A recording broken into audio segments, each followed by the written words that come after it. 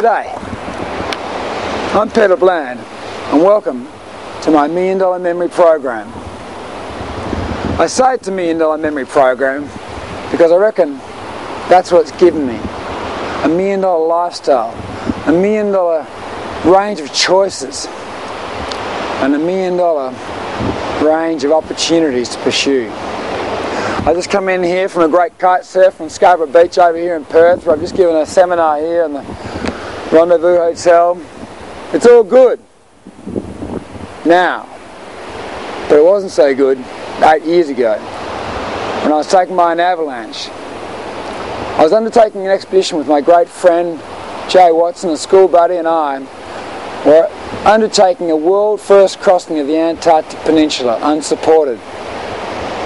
It had been successfully completed in the 1950s, but never had been done or undertaken unsupported. Well, that's what my friend Jay Watson and I did. You see what happened on the last day of what had been a very successful expedition. I stepped out of our tent, I went over our sleds to get the lunch that we would need to support us during this day, the day that we decided to stay in our tent and not to walk on because it looked like being a dangerous day. Whiteout conditions and very windy, blowing about 60 knots, about 100 kilometres an hour. Sheltering from violent winds, they set up camp below a ridge and hoped to find their way through in the morning light. Night brought increasing winds. Jay records the events of this dramatic day. The tent was taking a battering and snow was building up. The tent was on such a lean and the pressure on the side of the tent that we decided we needed to reinforce the tent. Pete decided he wanted to head out, which was good for me.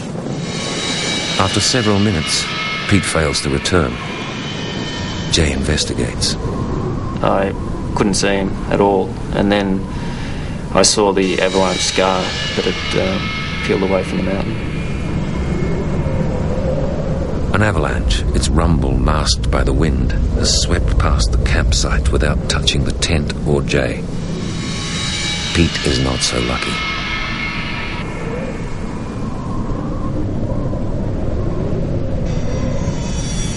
Jay Watson's best friend lies at the bottom of a crevasse. The avalanche took him out. He went down about 40 metres before going over a cliff edge down into a crevasse, which was another 40 metres. He was a long way down. There is no one else to help. The yacht Toluca and her crew are still 4 days away. Jay and Pete have already agreed that should an accident strike one, the other wouldn't risk his own life to attempt a rescue. But this expedition has been forged in comradeship and a determination not to give in. Jay won't turn his back on his friend. Jay's rope is too short to abseil down to Pete. He must find his way into the crevasse on foot.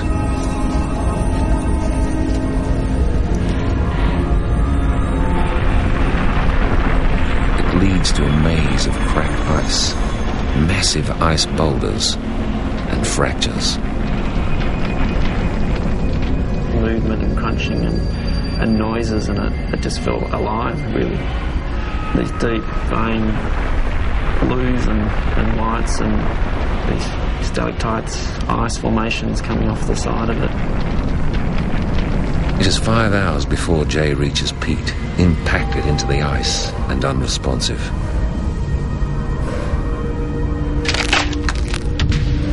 Jay fears the worst. I thought he'd broken his back then, didn't get any response.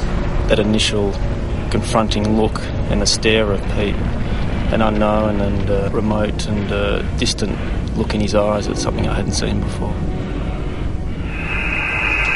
Jay, Pete, Toluca standing by. I'm actually been with him. I had to climb down for several hours myself to reach him. I have set up the tent. I put a sleeping bag around him and a bivvy. He's in great pain when I move him. I think it's fairly serious, over. Yeah, roger, Jay. 3 years ago, Pete suffered a massive heart trauma after diving into Antarctic waters to free a crippled yacht. Ever since, Pete has relied on an artificial artery grafted to his heart to keep his aorta operating. Jay has no way of knowing if the heart has suffered in the fall. Skipper Roger Wallace takes the Toluca through pack ice on a moonless night, seeking a site to land a rescue party. Roger resists calling for outside help, which is bound to be expensive and controversial.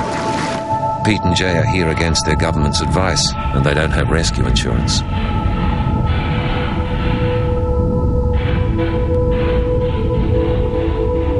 If Pete survives the night, the skipper will reconsider.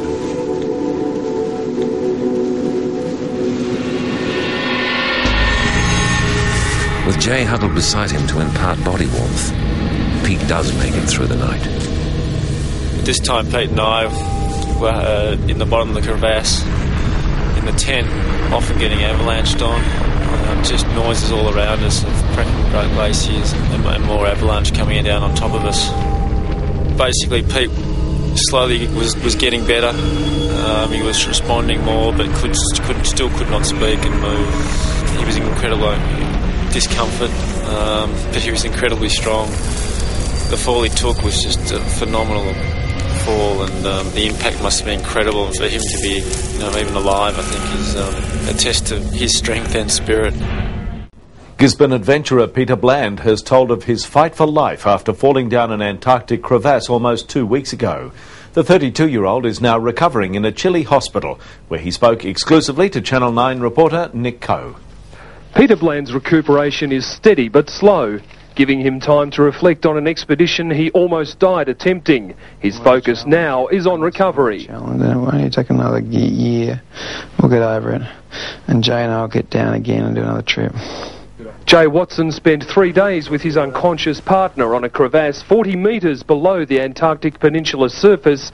He's sailing now to South America by yacht towards a grateful friend who owes him so much. I think I owe him a beer. I understand that he saved my life, and I'm looking forward very much to catching up with Jay. Until they do, the 32-year-old is in good company. Hello. Hey. Julia and baby Olivia at his side as he slowly remembers the events of a journey which could so easily have robbed the young family of a husband and father. Even with all these injuries, it doesn't matter. Just to see them has been great, because I thought maybe I wouldn't see them again. Medical experts say their patient is lucky to be here at all. That the hip is totally displaced and out of the normal socket. While doctors say the Gisborne adventurer will eventually make a full recovery, he'll spend the next 3 or 4 days in hospital as his condition stabilises enough for the 15-hour flight home to Melbourne. In Punta Arenas, Chile, Nick Coe reporting for National 9 News.